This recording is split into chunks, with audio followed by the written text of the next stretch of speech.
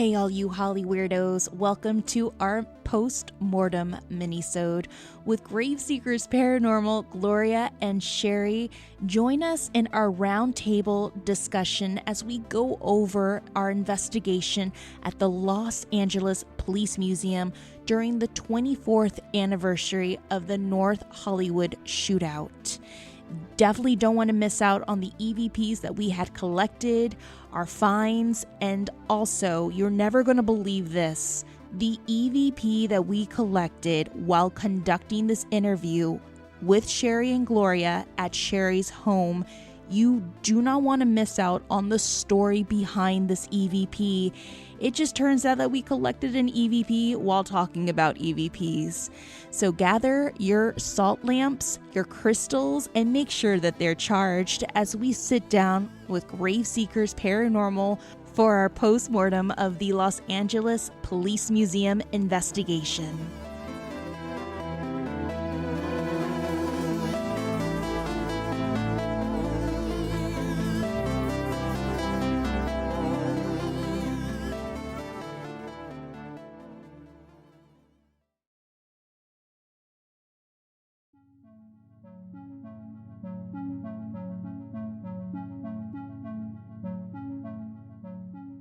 Hey friends, welcome to episode 77 of our post-mortem minisode with Grave Seekers Paranormal. In order to get you all caught up with the investigation at the Los Angeles Police Museum, we highly recommend that you go back to listen to episodes 75 through 76, parts 1 through 2 of our investigation at the museum. And with that said, let's get Holly weird with Grave Seekers Paranormal.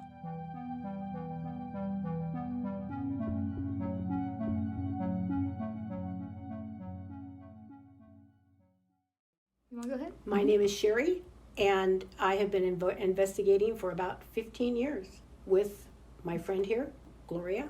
So I'm Gloria, and Sherry and I, have been doing this for about 15 years, and we have named our little group, which is Sherry and I. We're called Grave Seekers Paranormal, and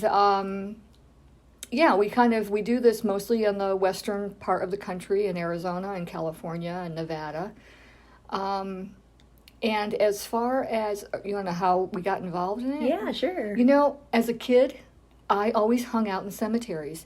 And so many people that I know who are paranormal investigators had that affinity for some reason. Yeah. You were attracted to cemeteries, especially the ones, I grew up in New England, so there were a lot of the old, 1800s. I loved those. I loved reading the tombstones and learning about the people. So for me, this was just a natural transition. And then I met Sherry and found out she has the same interest as me in cemeteries and serial killers and all things dark that nobody wants to talk about. Right. So so anyway, that's how we got together. I don't remember how we started talking about it, but anyway, I think we Ghost Hunters came on. And it was like this, there was a need for this show, but nobody knew it. Mm-hmm. And when it came on, it was so fascinating. And there was another show on that I'm not going to name, but it was, they showed, well, because I don't believe in them, but they showed something that was so fascinating to me, and it was an apparition walking across the back of the room. And we were all mesmerized where I was, watching it. I mean, it was like, did I just see what I saw?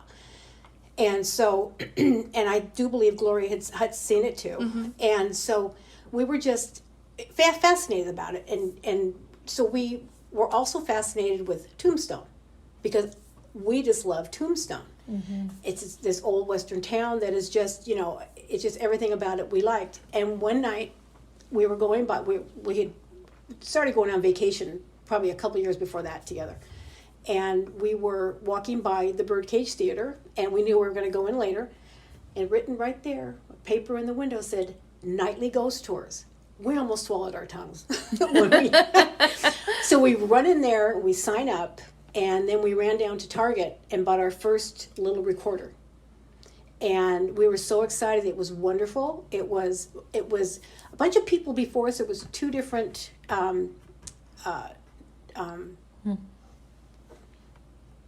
I don't know, what was it? It was maybe 2 or different times that we could go. And we went to do the second one, and there wasn't anybody else but us and the woman who we got very close to. And it was we didn't get a bunch of stuff, but it was exciting to do it and to have all this old, and you knew there was at least 26 ghosts there. And that was our first experience. I mean, I don't remember getting anything. We did get some orbs on a camera, but we've been back many, many times. And that place is so very haunted, the OK Corral and all those places, because of all, the violence that went on there. Yeah, we were fortunate to be able to do the OK Corral because it's not open for investigations. Oh, wow. Mm-hmm. So we were so fortunate to be able to do it and got some great stuff there. And to this day, I think that's the number one on my list of all the way that we've done. I love that investigation.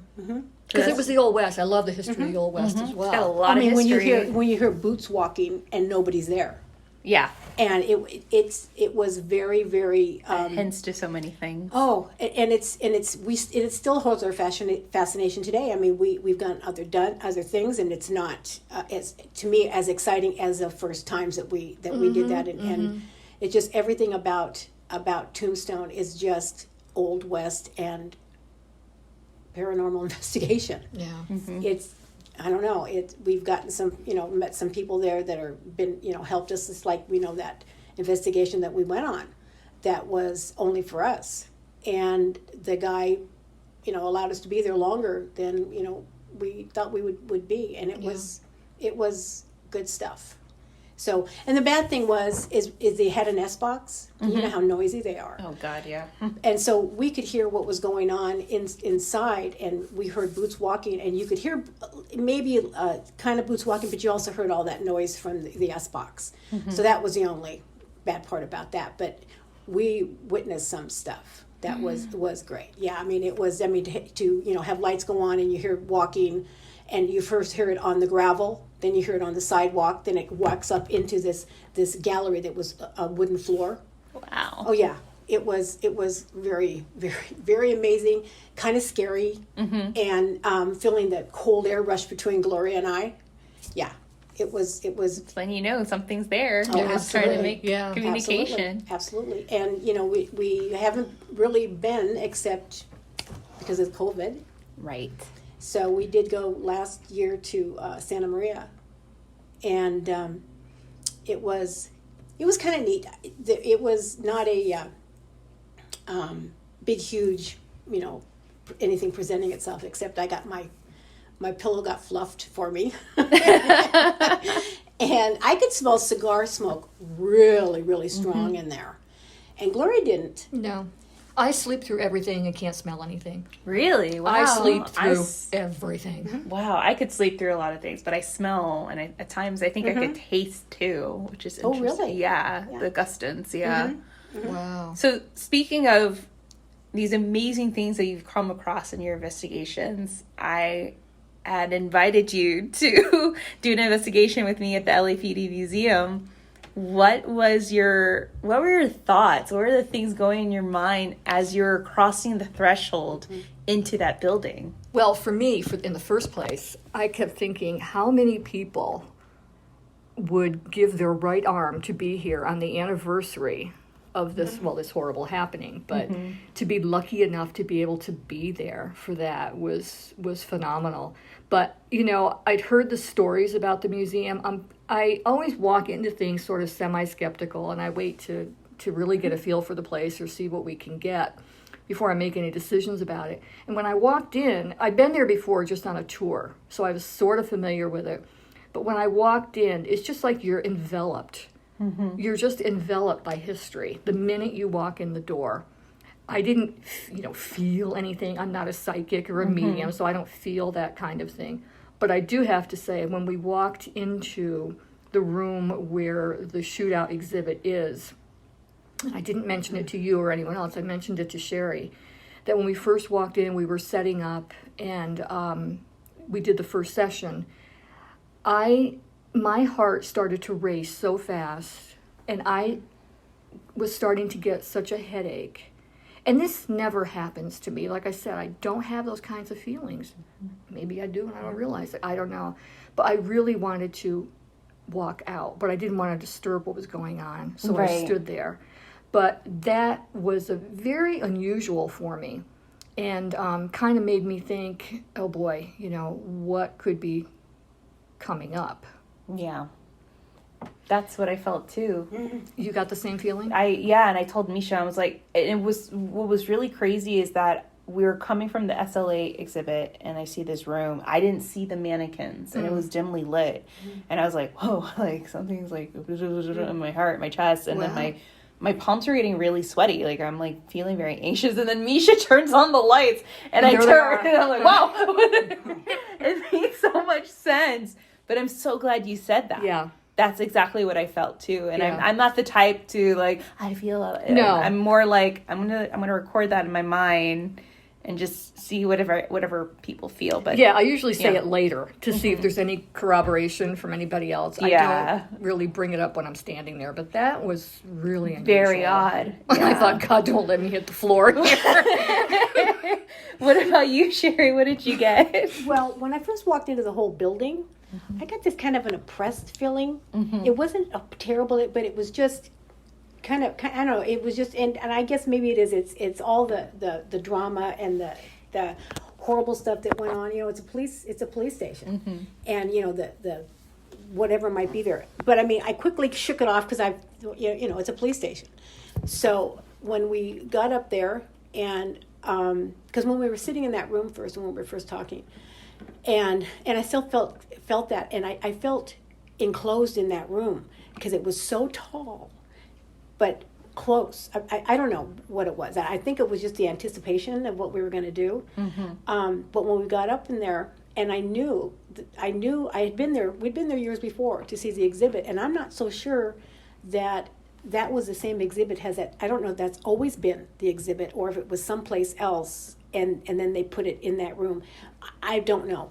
But when I walked in and I looked in there, and I saw myself in the reflection of the glass, I just about came out of my skin because it was me, and I knew because I could see them. Yeah, I could see, just dimly I could see them, but I scared myself because I knew what to expect, but it scared me. I mean, because I just thought to myself, can you imagine that coming at you at night? Those two figures, how scary that was, and I mean, of course, that's what they wanted. The factor of the scare factor. You wanted to be they were bigger than life. But that's what I felt, and then I calmed down and realized that it was me I was seeing in the thing that was moving. But it was and excitement. I wanted to really get in there and do what we were supposed to do, and that was to get them to the reactions, and we did. What did you guys come up with in your investigations with me and Matt and Misha and the rest? Well, I sat and listened to my recordings, and I had that going for about a little over 2 hours, and I never turned it off. And I got some EVPs. I don't know who they were from, but to have somebody, when Matt was talking to whoever he was talking to, I think he was talking to Amy L. about Gold's Gym and bodybuilding, and he asked him if, you must have been able to bench press 300, and he says, ma'am, maybe you were on roids, meaning steroids. And then you hear, no, on my recording. And different things, and it was the what was more impressive to me was the room that we were in. We brought in I don't know what kind of papers other than his pink slip and his naturalization papers for Emil, and a few other things that belonged to him in a briefcase that we left there as a trigger object, and we sat a REM pod on top of it, and to see if they would go near it. And well, they didn't while we were in the room. And when we decided to go out of the room and let them have at it if they were going to, at that time, go out of the room, shut the door, and we went out and we took a break. And so we had the papers, when I was listening to my recorder, the papers, I could hear shuffling. You could hear us out in the room, with the door closed, and you could hear papers shuffling, like going through the suitcase, the little briefcase.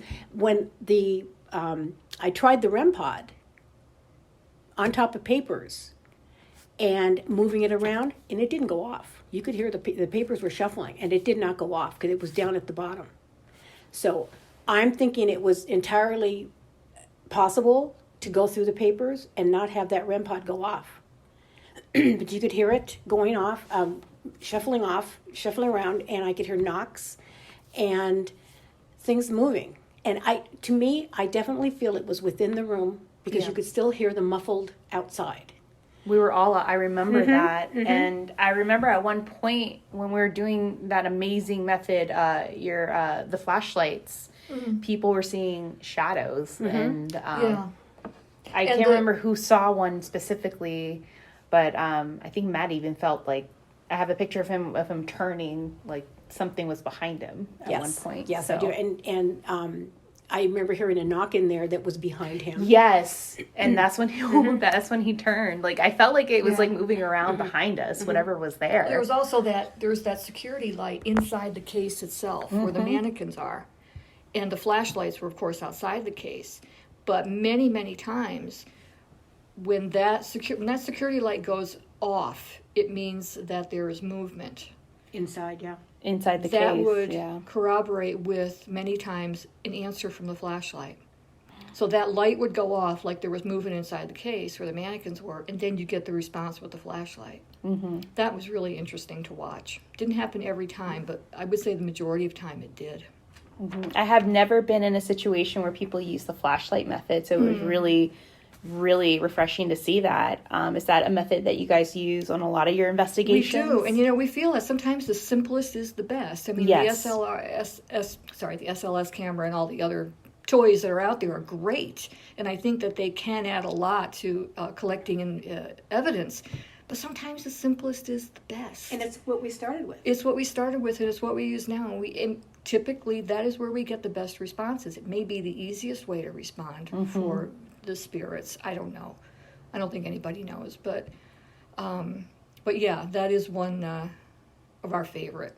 It was very, very impressive because in our first investigation, we didn't get any sort of indication from our devices. At one point, my EDI, changed the temperature dramatically, went to 666 when we were talking about Larry. It was a little coincidences, movement outside of the exhibit, things turning off and on. But that flashlight method, I felt like that was their jam. Like they really felt that was the way to communicate with you guys. I love your approach. You're not antagonizing. We had a first group that I entered with. They were a little antagonizing, and I feel like people come in there with a lot of anger and biases, of course, of what they did almost 24 years ago. And you guys were so calm and gentle. Well, I've said this to Sherry, if someone was to go into say my old childhood home and was to investigate, someone said it was haunted, would I want them yelling at my father like that? No. Demanding that I wouldn't speak. Want that. So we kind of treat every investigation like that. These were people. No matter what they did, they're still people, and they're going to respond based on how you present yourself. Mm-hmm. So we tend to be very low-key and very respectful. No name calling, none of that. Right. And you get responses that way. A testament to that, yes. We all saw the responses. We all did. It was brilliant. Do you feel that the room, and I noticed this was with one of the individuals there, that it can make one feel very angry? Did you notice that by any chance? Yeah. Was that abnormal for that person? Yeah, I've never seen that specific person like react that way. Really? Like they're very gentle. I remember saying to Sherry, wow, I didn't expect that to come out like that. Yeah, me too.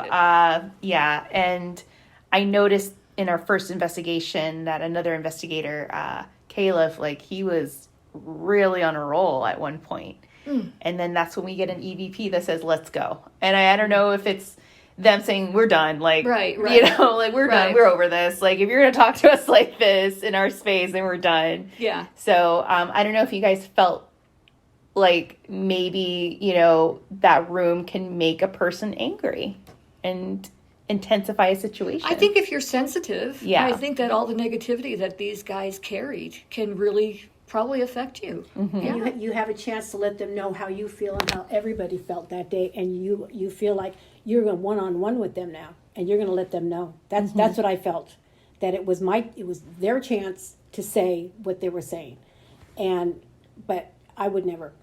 I mean, it's like I say, it's still respectful. They're still human beings, no matter what they've done, and you get more flies with honey than you do vinegar. So I mean, and even no matter how you feel about them.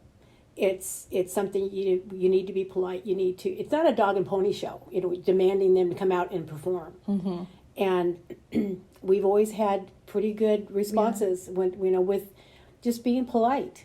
And also in investigating the history of the place or of the person and trying to get more personal information that you can bring out so that there's some level of connection there. You know, with the person, like with Larry, I brought up him sitting next to that trailer with his father, and he was holding a little dog, and I brought that up. Now, we didn't get a response to that, but did that pave the way to future responses that did come through? But you know what? Someone said something just as you said that, and so that's why we didn't get a response, because it went on to something else real quick. So I think had we, explored that a little more, we might have. Maybe, maybe. Speaking of responses, we perform the SS method. I've never done the SS method before. I was really excited to volunteer as tribute. And I listened to the footage or the audio of it. And mind you, when you're performing the SS method, guys, like you can't hear anything because you have to wear noise canceling headphones, and you need to wear a blindfold because it's supposed to be just you listening to the SB7 box, and you're not supposed to read anyone's lips when and they're sensory deprivation. Yes, exactly. And it's supposed to also cut any group bias when it comes to using the SBox7, which I have seen in other investigations. Like people would say, "Oh, did you hear that?" And people are like, "Oh, yeah, I did." What were a lot of the questions that you remembered that you were so shocked to get some of the answers? I think mainly is when they said, "Who are we talking to?" and he said, "Larry." Yes, that was a shock. I mean, it was just so Larry. And I think he said it twice, if I'm not mistaken. Can you remember? I had all those notes at home. I Okay. didn't bring them. It's okay. But I do remember towards the end of the session when it seemed like they or whoever was speaking through you had just had it and was done, and was saying things. I mean, I'll just sort of paraphrase, was saying things like, "I'm gone, I'm done," that kind of thing you were saying, and it was like, this is an end to this session. And it was really at that point, shortly after that, well, I don't think you were getting anything. It was like they kind of went, "I'm done." I got three feelings. Like in the very beginning, it was like testing the waters. I got like a very strong presence of, I'm going to talk and I'm going to be in control of this. And then the second was kind of like, I didn't feel like it was any one of them. I felt like there's a different presence there. I don't know, from what I heard back on the audio, I don't know if that was connected to Misha, because at one point I get Misha's name. And which is not a common name for that to come out of nowhere. That was another shock. That I was like, whoa, okay, I don't know what they're asking, but it said Misha and Market, and it's hard, I think. And then when I reviewed the audio, it was hard. I guess what you all thought was it was hard to protect her. Whatever was around her in her office, it's hard to protect her. So there was like this, I felt like at times this other presence trying to come through with that. Yeah. And I felt maybe Emil was trying to come through too, like trying to talk. But those were the three feelings that I definitely got, was control, this other presence, and this other, I guess Emil trying to like communicate. But he was just like very cautious. Well, it seemed like they were sort of reliving the crime at a certain point. Yes. Oh my God. Which, for me, I would think, oh, they're reliving it because it's horrifying to them. And then when you think about it, it's like, no, it's something to brag about. They're not And they probably do it every night. Yes, I remember listening to the audio at night. We walk. Yes. We walk. And I was like, oh my God. That is eerie. Yeah. That is so eerie. That is eerie. I mean, to say that, I mean, just in those terms. Yeah. And you can see, and then they said that they could only be on that floor. Which is very interesting. Yes. Because people have heard footsteps on the second floor and staircase. And so I feel that, and I think Gloria did too, that it's the police officers that are holding them in check. Yeah, you may walk, but you're only going to stay here. You're not coming downstairs. You're not going to go anyplace else. I mean, there could be any number of entities in that museum, like we were talking about, with all the historical artifacts. There could be any number of entities there, which makes it even more interesting to try to figure out who's who. But I think another thing that was surprising was when they were talking about, they kept saying the other guy, and we didn't understand what they meant, because he would not let Emil talk, and it was almost like he was, I'm the spokesperson here. Yeah. And so he would always talk, and then they talk about the other guy. Well, now I feel the other guy was Gus. Tell me who was Gus. That was the amazing thing when it came through, and he was saying the other guy, and then suddenly the other guy said, Simon says, and Misha, and it took her a bit to really realize what was said, because you had said, and I don't remember if that was before or after you said Misha, but all of a sudden she said, oh my gosh, my boyfriend, he used to say that. Simon says. And of course, that's what they do to get your attention. Say something so off the wall that only you would know. And that's when he said, we found out, because we had asked because she felt a presence. She works there. She felt a presence behind her in her chair at her desk. And she thought it was Larry, and that he was looming over her. Well, now we find out it's Gus, her boyfriend, who passed away. He's the one protecting her. And she didn't know that, but she does now. And that to me was so satisfying to hear that. It made me feel so good for her to find that out, because she seemed genuinely unsettled about Larry hanging around her desk. So this to me, I felt it was his opportunity to come through, and he was the other guy they talked about, and she said Gus, and I just felt it did a lot for her. It helped her. I know it did me to hear that. So to find out that it wasn't him hanging over her, Larry, it was Gus protecting her. Okay. Yes. That's what I didn't piece together then.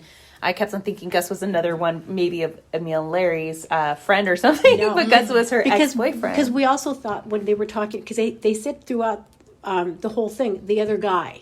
They say the other guy, and that's what I kept on getting this guy. Yeah. Like this guy. It was the way the male voice was like this guy, And I think it's because he's stepping on our toes. We're on stage right now. We don't want this guy here. I felt that they didn't want him there.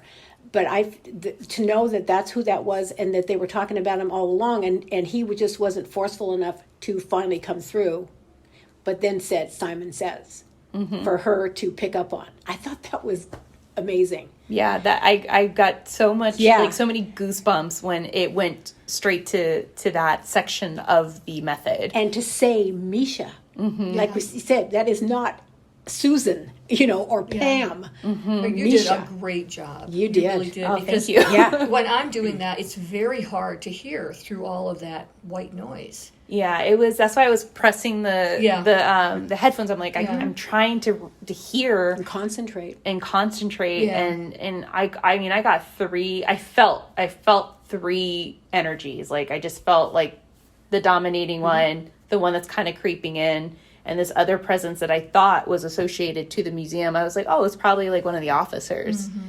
But then afterwards, you guys told me, oh, it's connected to Misha. I'm like, oh my God, that's right. Her boyfriend passed, and she has mentioned to me through a psychic that he still protects her in certain ways. So that was very interesting. Yeah. What other things did you guys captured in your notes? Well, I did get him saying no. Somebody saying ma'am. Wow. Which I did not feel could be Larry or Emil, because I just didn't feel that they would be that respectful. So obviously it was somebody else. Maybe it was Gus. Maybe it was an officer. At the end, I got a no and okay, thank you. Whoa. Yeah.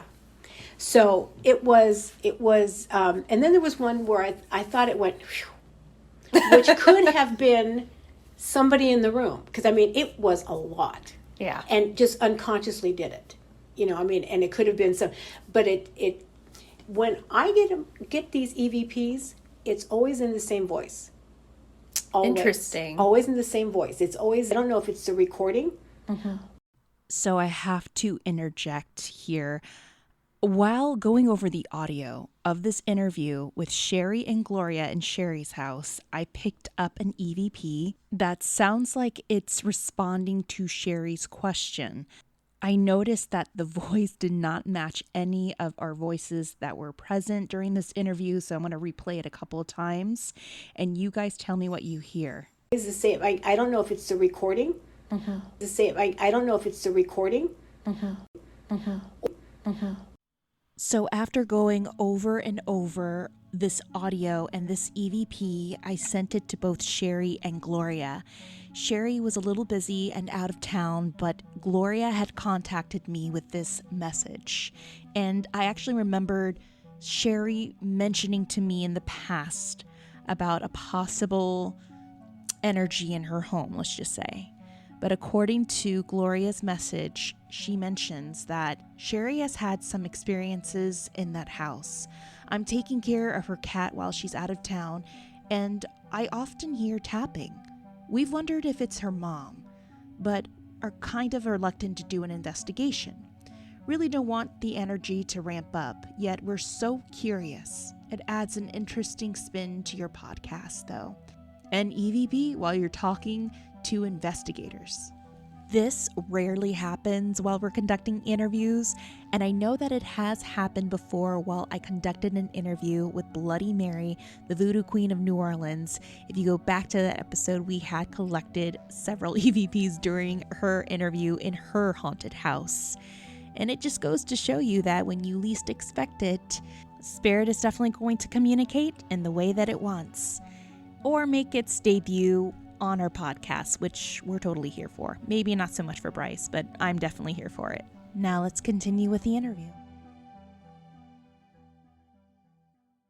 Or if it's always been a man that we've had. We had one once that we got a guy that was had been ill and died, and we asked him if he was I think it was need help now, he said. But it was the same voice there as it is on this right now. So I don't know if it's because that's the way the recorder sounds, or if it had been a woman, would it be different? To me, I think it would be different if it was a woman. But it just sounds the same to me. But it's still a different time that we went, so I know it's basically from the other night. But I just felt it was... I definitely can hear it, and I want you to hear it too. Yeah, definitely. But it's, I don't know. I feel, Gus, somebody said, I thought there was something said about how old, and he said 40. Somebody said 40. It was Phillips, Larry. Oh. Somebody asked how old he was, and he said 40. And I thought that was weird. Because they were very young. Yes. They were, I think he said that he'd be in his 50s now. Yeah. And I didn't know the ages. It's what one other person said. Well, also there was a question about, do you know what year it is? Yes, I remember that. That was... And it came out New Year. Uh-huh. And Matt said, yeah, but what year is it? And someone said 21. And I'm thinking to myself, if that's true, if this person really answered 21 and is that conscious to know this is 2021, that shows an amazing level of awareness. Yeah, it said 20. We all heard him say it. Yes. 21, and then I got 97. Yeah, he said 97 too. No, now. What is it now? Yeah. Yeah, that was amazing. Yeah, that was really interesting. It said New Year in 21. I was like, oh, I thought like, were they in their 20s? You know, is that what, are they asking them right now? Like, how old are you? Kind of thing. That's what I thought when I said 21. Oh, you didn't hear, that's right, you didn't hear that Yeah, question. I couldn't hear. I honestly, all I could hear was light mumbling. Yeah. That's all I could hear. And I thought, well, yeah, 21 sounds right. You know, they were in their 20s, you know, I think they were in their 20s, right, when they committed these crimes. Yeah. So, and then Matt's like, dude, we said like what year it is, and you said New Year, and then you said 21, and 97. And I said, It's whoa. amazing, you know, as And it was the same male voice. Yes, and as long as we've been doing this, I still get just as excited when I hear this type of thing. I mean, it's because it's like, yeah, it's pertinent. It made sense. Because everyone wants affirmation. Yes. That there's something else. Everyone wants that. You know, so you do get excited when you get some intelligent response and you're thinking, oh, wow, so this is really true. I can really survive. I can come back and talk to Sherry. Yes, something I forgot to tell you. Why do you think that they're trapped here? That was a question that was brought up. Why do you think that they were trapped here? I think you even brought this up to Sherry, that Larry may have killed someone, but that day they didn't murder anyone. Larry killed himself. Oh, when we asked, you know, did you... In fact, Gloria asked... There was a bank robbery in 1996 in Woodland Hills that I researched, and the police never really pegged it on them, always thought it was them. And there was a security guard who was killed during the course of that. Oh, my. And that's when I had asked the question during the flashlight session, did you kill the Brink security guard? And the flashlight was an immediate response. So if there was a response, did you kill someone? Is that what you did during the Estes session? Yes. And he said yes. It could be connected back to that. And I thought there was another... I think I asked, did you ever kill anybody? And he said, maybe. Yeah. So, yeah. And you know, and I thought, well, maybe he thought he didn't know if he killed anybody with, you know, the last act they did. Maybe he didn't. But it seems to me if he's that intelligent and they would know. I mean, to me, they would. Or did they ever have any other gun battles? Obviously, the Briggs guard, if that was true, maybe he did and maybe he didn't. Mm-hmm. So, but I just feel, I mean, when you look at the pictures of these guys and you see just the look on his face, and it's they look so mean. He does. He just looks mean and hateful. Mm-hmm. And I don't think he would much care if he did. But he said, yeah, maybe. Maybe I did. Maybe I didn't. Yeah. Yeah. So I don't know. All I know is that I think I'm glad that I didn't know him. I'm glad that he wasn't a relative of mine. I would go to the ends of the earth to make sure people didn't know that, if that was the case for me. Wow. Someone like that. Yeah. Just mean and hateful, and this is what he did in his life. This is what he excelled at. Mm-hmm. Didn't do a very good job at the end. No. Yeah. But, I mean, to take his own life, you know, and he was also shot at the same time by one of the cops, but he did take his own life. Mm-hmm. So, but to find out he took phenobarbital, and, you know, that's what they did to calm themselves down, which would answer why they were walking around so calmly. And, you know, I mean, if that's what they've done in the past, and they knew it was going to work that way for them. Right.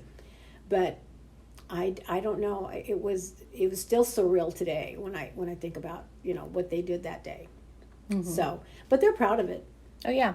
They seem like they're pretty... It's their biggest achievement. Yeah. Yeah. I mean, they have an exhibit dedicated to it now. Yeah. So they've achieved that. Oh, yeah. Very proud of it. So... and I do think they're here because they're afraid to move on, which just goes to show what cowards they are in reality. Absolutely. I think they're afraid to move on because they know what's coming. But who was it who said, isn't it funny that they hated the police, they bucked authority, yet here they are stuck in a police station for the rest of their existence. And that's where they ended up, in a former police station. Surrounded by police officers, exhibits and artifacts dedicated to the history of LAPD, which is the irony of the whole matter. Yeah. Yes. Mm-hmm. And they only claim that one little section, which is so interesting. Mm-hmm. Yeah, I just feel like they're so proud of that room, and that room is dedicated to them. Oh, absolutely. And what's nice is you can close the door on them when you go out. But and then to have that playing over and over all night, or when you turn it on, that the recording of the whole thing, the 44 minutes. Yes. That it was, and to have that going when people go in. I don't know if it's going all day long or just, when people come up, they can push the button. But it's a neat museum to begin with. And to have that dedicated to them, that's, their claim to fame. Mm-hmm. That's true. Mm-hmm. Is it possible to listen to the EVPs that you collected? Yeah. Let me see here.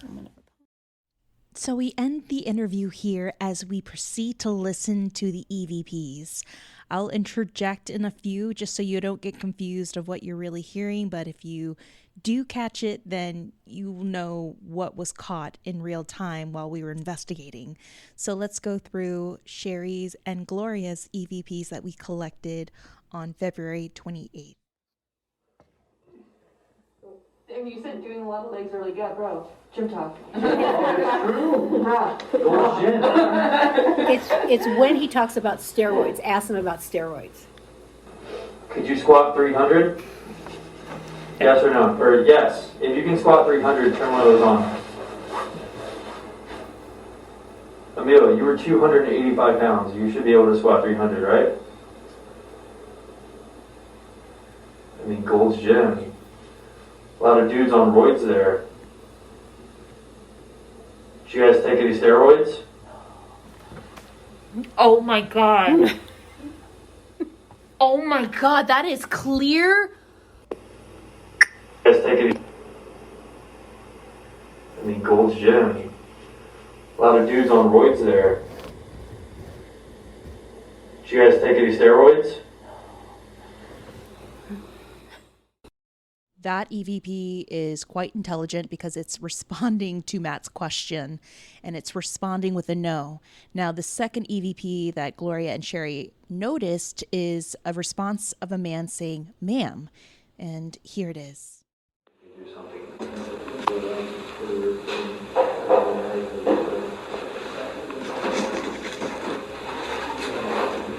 Just want to know. It's me touching it. It's me touching it.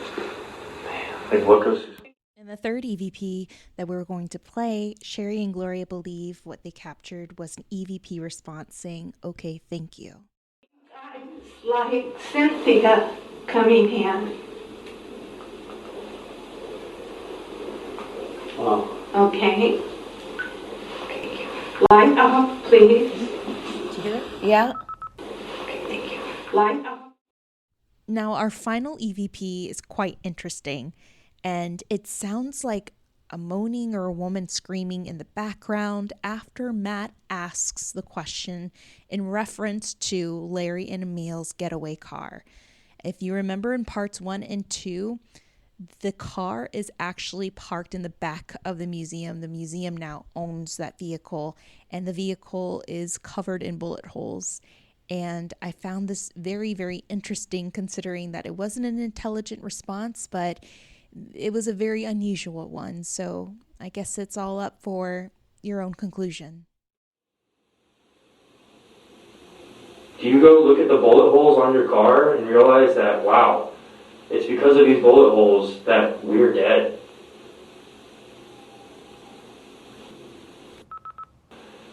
because of these bullet holes that we're dead.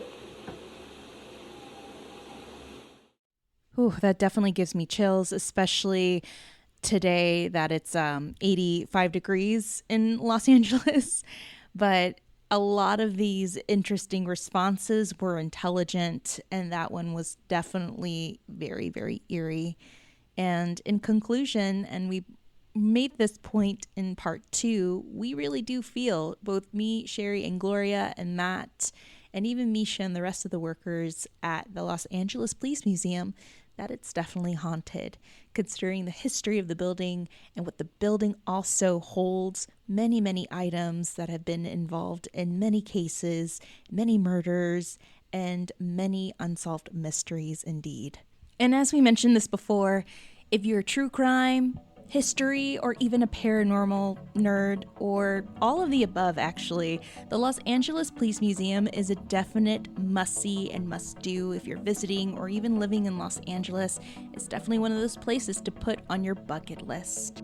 Okay, friends, thank you so much for tuning in to episode 77. Don't worry, we're going to get Bryce back on to more episodes. We just wanted to cover this entire investigation, and you all know that Bryce doesn't do too well with investigations. So he does very well sitting in his car with his Starbucks and his In-N-Out, so here we are. But a big thank you to Gloria and Sherry once more for sitting down with me and going over EVPs and what they collected from our second investigation at the Los Angeles Police Museum, especially within the North Hollywood Shootout exhibit. Sherry and Gloria are currently working on their social media and blog post, and if you follow us on Hollywood Paranormal on Instagram and Facebook at Hollywood Paranormal, we'll definitely keep you posted on when everything launches on their end. They're so amazing, and we'll definitely be in contact with them for another investigation very soon. Speaking of social media, if you are not following Hollywood Paranormal on Facebook and Instagram and TikTok, then you can find us at Hollywood Paranormal and on Twitter at HWP Podcast. And if you're interested in learning more about Hollywood Paranormal, then you can head on over to our website, which is hollywoodparanormal.com. There you can read our bios, definitely catch up with our past seasons and episodes, download our past seasons and episodes, and also browse through our merch store. You can even be a little extra and head on over to our Patreon page, which is www.patreon.com/Hollywood Paranormal. For as little as $1 or more per month for 1, 2, 3, 4, 5, or an entire year, you could be supporting Hollywood Paranormal Podcast. And a little truly does go a long way. We truly do appreciate all our patrons, and everyone who's donated really keeps this Hollywood train moving. You'll automatically be inducted to our Saturday Night Ghost Club, which is a private podcast society.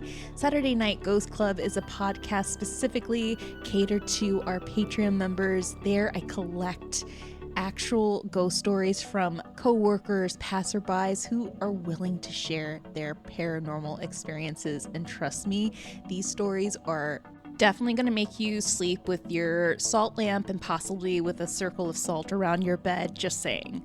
But they're definitely worth it. You'll also be gifted in stickers, pins, and coasters and postcards, a little hello from myself and Bryce, because we truly do appreciate and love all our patrons. So thank you guys so much who have donated. And speaking of Patreon members, we do have a couple of shout outs to give. A big shout out to Patrick Landon and Dr. Shiloh for their donations and signing up for Patreon. Thank you guys so much for supporting us in our podcast. We truly do appreciate it so, so much. If you have a little more time, please be sure to rate and review our podcast on Apple iTunes. It really does help us out a lot. Helps us indie podcasters become a little more visible. And stay tuned for our next episode. We're going to hit you with another listener's tales. We have been receiving quite a few lately, and Bryce and myself feel like it's time to finally go on and share them. Bryce not so much excited because you all know that he's not too thrilled about sharing these stories, considering that the more we do these episodes, the more crazier and creepier these stories tend to be. But we're here for it. We're here to listen to the fear in Bryce's voice. I'll just Postmate him a Starbucks and we'll be fine. All right, friends, take care. Make sure you're staying healthy, but most of all, make sure that you stay Holly weird. Till next time, friends, take care.